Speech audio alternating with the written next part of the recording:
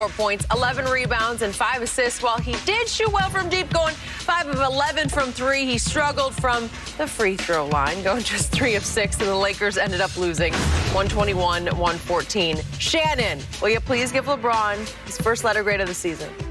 Skip, I thought he played well. I gave him a B-. B minus? Yeah, B-. Wow. You can't get an A if you lose. I don't give a damn how well you play. I'm not giving you no A. That's what you do. You've been known to do that. Like you gave Kevin Durant an A for that game 7. He had a toenail on the line. Can't get A. It was over. Skip, you can't. It was one of the great clutch shots in the history of basketball. Skip, you can't get an A if you miss one of the questions. If you just miss one, you can get a 99. You can get a 98, but you can't get 100. Well, you get Tom Brady Fs when I think he's like a B+. Yeah?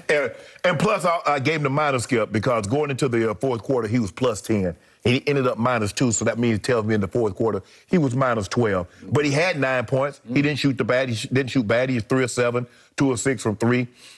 He shows no sign of slowing down in year 19. It's one game, Skip. Look, I'm not going to get carried away, but I think LeBron James is going to have an excellent season. All the questions are valid. You look at 2 of the last 3 years, he's missed significant times with freak injuries. The groin pulled, he did a split on, I think it was Christmas Day, did a split against Golden State, and he missed 25, 26 games last year. On a Saturday afternoon, the guy dove into his ankle. He missed 26, 27 games with an ankle sprain. So it's well within for people to question, can he stay healthy in year 19? But I thought he got off to a great start. I can't give you an A. 34, 11, and 5. Shot the ball great. Rebound. So for me, he had more points, more rebounds than anybody on the court. So for me, yeah, I gave him a B-, but I expect to see an A on Friday. Expect to see an A on Friday against the Phoenix Suns. Yeah. Because he stunk against the Suns in those 6 games. But you know, would you give him an A? You know what? Since you say he's Tom Brady, as in the GOAT of basketball, we have to grade LeBron James opening night on the Tom Brady curve. That means he got a C for last night because I got to tell you, when they needed him most, he was nowhere to be found because you just said it in the fourth quarter. You just sort of slid it right under your carpet. I mentioned it. He was a -12, and he played almost the entire way. He played 11 minutes and 35 seconds, so he barely went out at the end of the game. Right. Okay, was he stat padding at the end? I don't know, because it was getting a little bit out of hand, but that's okay. All right, well, he's playing high minutes in the fourth quarter, right? But see, you said Tom Brady, but when Tom Brady played opening night, I gave him a B. All right. C, because if we could see what started happening in the fourth quarter, he missed 4 3-point shots that were crucial in a game that they led by 2 in the fourth quarter. Here's the first one. That's to put them up 5, and he missed it. And then here we go with 8:46 left, and this is to cut it to 1, and he missed it. And with 4:38 left, he's got another one to cut it to 2, and he missed it. And then with 59 seconds left, he could at least have cut it to 6, and he missed it. So he misses 4 huge threes. The last one wasn't that huge, but the first 3 were game changers, you know, where you're going to bring the house down because the crowd's on hair trigger to just explode on Golden State. And you miss the first 3 and then tack on the 4th miss. They're huge misses, and in the midst of all those were 2 fourth-quarter turnovers. And I'm not going to show you those, but they're 2 empty trips that you have. So to me, when I look at the night, he had a rare hot hand. He was crazy hot for a lengthy period. Yeah, you think he started 7 of 7. 7 of 7. So I'm going to give you that, but you got to bring this one home. And the truth was, you took 11 3-point shots, and I told you that last year he averaged a career-high 6.3 attempts per game. Right. Well, last night, he's getting close to doubling his career-high attempts per game. Well, you got to make him honor you, Skip. If y'all going to sag off, y'all going to treat me like I'm Giannis, and y'all going to treat me like I'm Ben Simmons, I'm going to shoot it. Okay, well, Draymond was guarding him at the first, and he treated him like a business partner because he was just saying... there you go, man. He did. He was treating him like a business partner. It's like, man, shoot that. And LeBron rips it, and then he rips another one. So what's the game plan? What's the scouting report of LeBron? Just don't hug up on him so he can go by you and dunk it, play off him and make him take that shot. Okay. If he hits it, he hits it. Well, I think people are going to start to figure that it's now inverted, right? It's the pyramid has been inverted because now All he wants to do is jack up threes, and if he gets hot, you're in trouble. But if you go out there and contest it a little bit more, maybe you're not in trouble. Maybe it's time because he has flipped the script because he doesn't drive the ball the way he used to. You hug up on me and you'll see what we'll do. Okay, well, I would like to see that because where you need to dare him is to make free throws because he made 3 of 6 free throws. So he's turning into more and more of a three-point high-volume shooter. And I also told you that last year, he was actually, he upped it to, what was 36%. Last year. Well, it was 110th of 156 qualified three-point shooters. So it's still way below average. You want to so you basically what you want. I mean, how fair would that have been if God would have made Steph Curry 6'8", have the handles, shoot the three, and could jump like LeBron? How fair would that be? So you want LeBron to be 6'9", 260 pounds, can shoot the three like Steph Curry, drive the ball like he does, and shoot free throws like Larry Bird. How fair is that? He no longer drives the ball the way he used to try to drive the ball. And he is chasing Kareem's all-time points record. I give you that. And I know you said it was like a co-goal, like we want to win a championship and pass Kareem. Okay, fine. But more and more you're shooting threes because threes count more than twos. And it's easier to get to Kareem shooting threes than it is driving and getting hammered at the basket and getting pounded and pounded Especially and when pounded. you're not calling it and give me. Okay, well, he doesn't. I need you to reward me. If I'm gonna drive the ball to the hoop, reward me by calling fouls.